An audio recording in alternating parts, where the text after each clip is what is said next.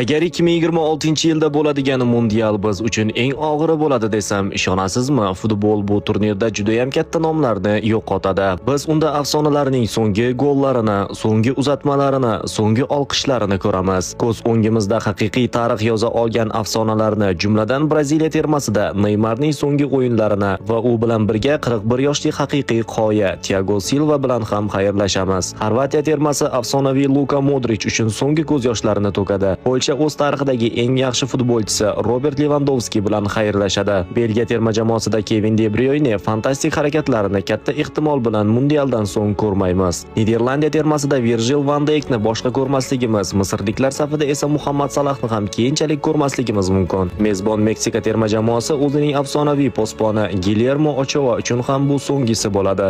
2014-yildagi fantastik o'yinlari bilan yodimizda qolgan Kolumbiya terma jamoasi a'zosi James Rodriguez bilan ham xayrlashishga mahkummiz. Ammo biz uchun eng og'riqli jihati shuki, hatto tasavvur qilish uchun ham eng og'iri bo'lgan Lionel Messi va Cristiano Ronaldoni terma jamoa safida, balki klub doirasida ham keyinchalik maydonda qaytib ko'rmaymiz. Aytingchi, bu jahon chempionatida qaysi terma jamoa g'alaba qozonadi? Izohlarda fikrlaringizni yozib qoldiring.